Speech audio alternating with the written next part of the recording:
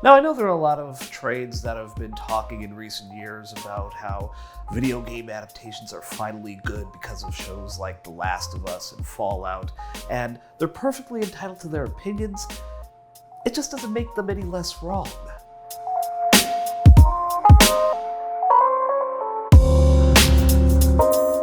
Now, don't get me wrong, because there are still a lot of people, a lot more people, who genuinely acknowledge that there are some good video game adaptations out there.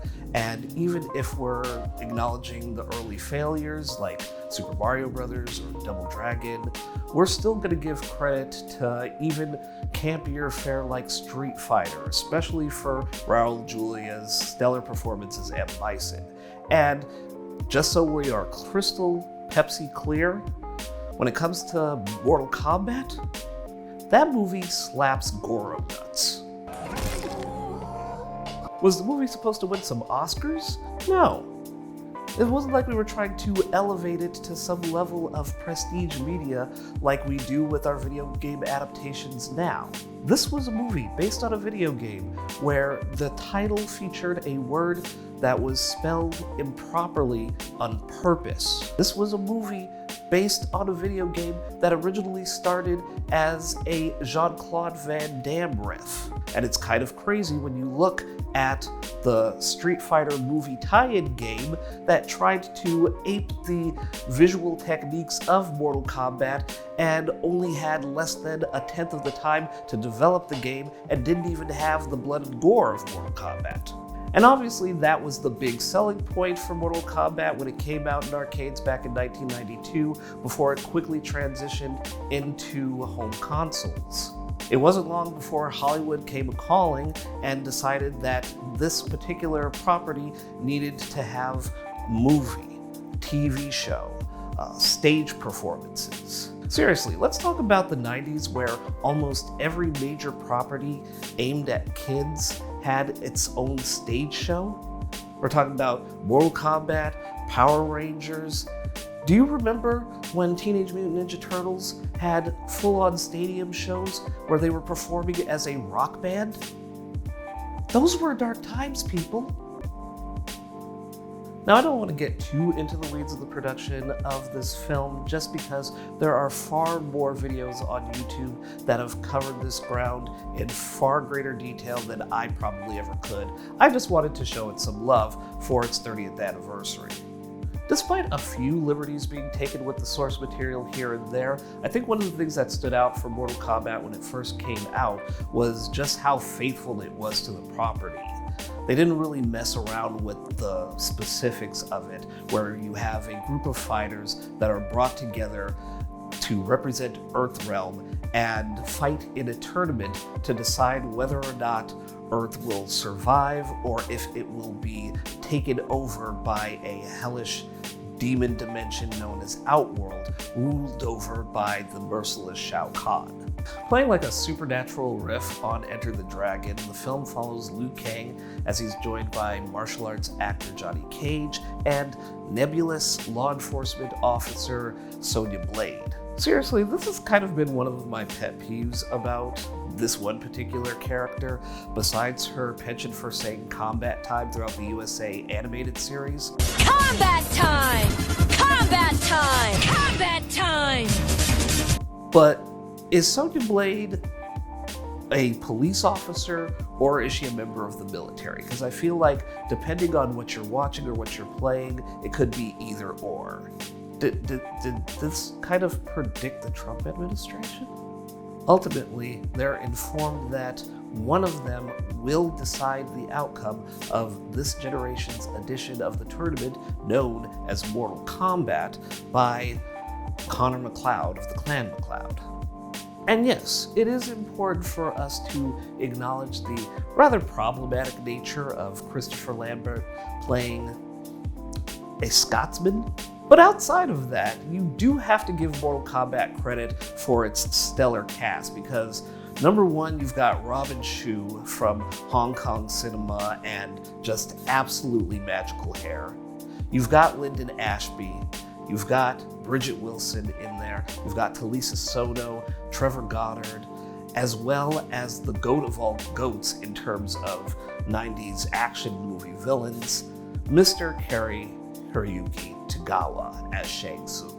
Between him and Christopher Lambert in this film, you're already kind of cementing Mortal Kombat's place among 90s action cinema just off of pure aura farming.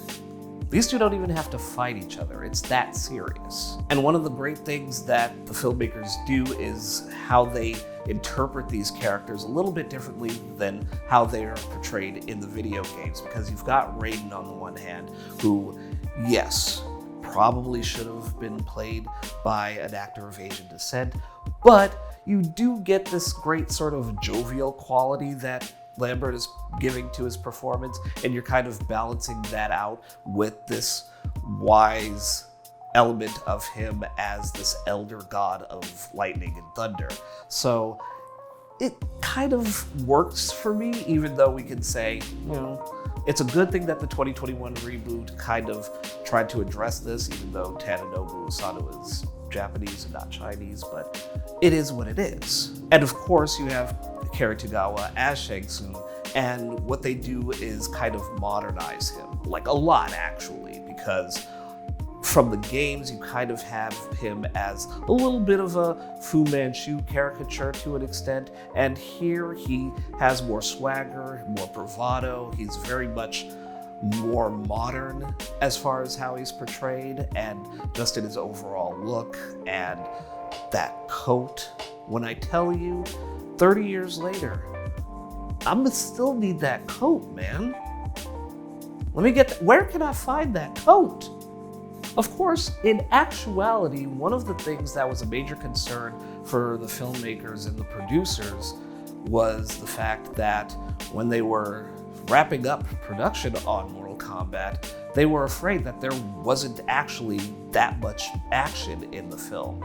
And it should come as no surprise that two of the best fight scenes in this film were actually shot to address this deficiency in action. Of course, I'm talking about Scorpion versus Johnny Cage and Liu Kang versus Reptile. Because those fights, listen. Yeah, each of them have a few scenes where the CGI was dodgy even by 1995 standards, but outside of that, the choreography in those fights, Johnny Cage versus Scorpion in particular, that was definitely my fight as far as a favorite when it comes to this movie, and just the way that it is just absolute savagery, absolute pettiness, absolute ADR, because you've got these moments where Scorpion gets to say his signature line from the game. Get over here! Then he's doing a variation of that same line when he has to kick out scaffolding that Johnny Cage has gotten himself up on so that he can have the high ground in the fight. Get down here! And then, of course, you have this ridiculously ominous uttering of "Welcome!" when the fight actually starts, that I just fell in love with from the first time I saw it. And then, of course, you have the end of the fight where Scorpion takes off his mask, he's got the skull, he's shooting fire. Johnny beats him with a bladed shield, and Scorpion explodes, and there's the headshot of Johnny Cage with his signature on it, and it's absolutely beautiful. Obviously, Robin Chu, having come from Hong Kong cinema and even had to sort of give the director, Paul W.S. Anderson, some pointers on how to shoot action, his fight with Reptile and even his fight with Sub-Zero earlier in the film, those were just some absolute great moments where he's getting to show off his expertise. We get the bicycle kick in there.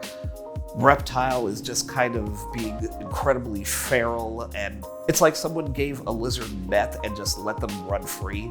And these fights are just incredibly energetic, incredibly brutal, and Robin Chu and Lyndon Ashley in particular suffered a few considerable injuries while they were filming these fights. from broken ribs as well as bruised kidneys, so you gotta give them credit for taking it like champs like they did. We also have to give props to Bridget Wilson for coming into this film at the last possible minute to play Sonya Blade, as she was just wrapping production on Billy Madison and immediately had to fly out to join the cast and crew for this film, as she was replacing the original actress cast who had to go out on a wrist injury, Miss Cameron Diaz. No disrespect to Cameron Diaz, but I can't see anyone playing this role as well as Bridget Wilson did at that time anyway. Because once she's on screen, she's a commanding presence. She is totally in charge and understands who her character is. She has these great moments where she's just shooting verbal daggers at Johnny Cage with rapid fire. And just to be able to do that and not have as much preparation as the other actors definitely has to be applauded. And while I appreciate the 2021 reboot film trying to make the costumes for Scorpion and Sub-Zero a little more intricate and a little more detailed, man, give me those basic ass costumes that they're wearing in the 1990 film over that any day of the week by like a country mile. Not everything has to be elaborate and ornate, all right? Sometimes it pays to keep it simple, stupid. Mwah. But there's no talking about Mortal Kombat, the film, without talking about something that was definitely a trend for New Line Cinema films that were based on existing properties when they were made in the 90s. And that's the soundtrack. Let's really step back and think about this, because you've got the first two Ninja Turtle movies. You've got The Mask. You've got Spawn. You've got Blade. This is serious stuff here, people. This soundtrack featured folks like KMFDM, Gravity Kills. Even Tracy Lords had a track on this soundtrack. That joint was so hype, that joint went platinum. I remember getting this soundtrack on cassette and listening to it nonstop long before I even saw the movie. I don't know any of the lyrics to Zero Signal by Fear Factory, and even in looking up the lyrics last year multiple times, I keep forgetting them anytime I listen to that damn song. Burn by Sister Machine Gun just sounds like the concept of a one-night stand in song form, and it's absolutely incredible. Then here comes Orbital with some 9-minute long opus that sounds like something that's off of a compilation for Pure Moods. And the beat drop on that track is classic.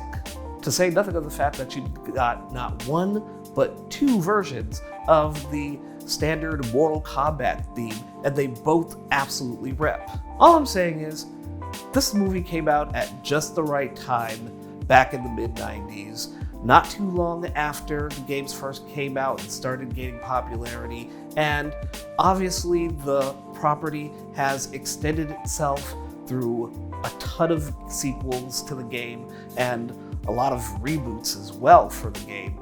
And now we also have the rebooted movie franchise, and hopefully this time around with the upcoming sequel, they remember that there is supposed to be a tournament. That was one of the things that the first reboot film forgot, was Mortal Kombat is the tournament and you need to showcase that. So please remember that this time around, okay? Thank you. Hey guys, thanks for watching as always. If you've got your own thoughts or opinions on the 1995 Mortal Kombat film, go ahead and leave a comment in the section below. Don't forget to hit the like button, hit the notification bell, share this video with your friends and family, and if you'd like to keep up to date with more at random videos, you can click the subscribe button right over here.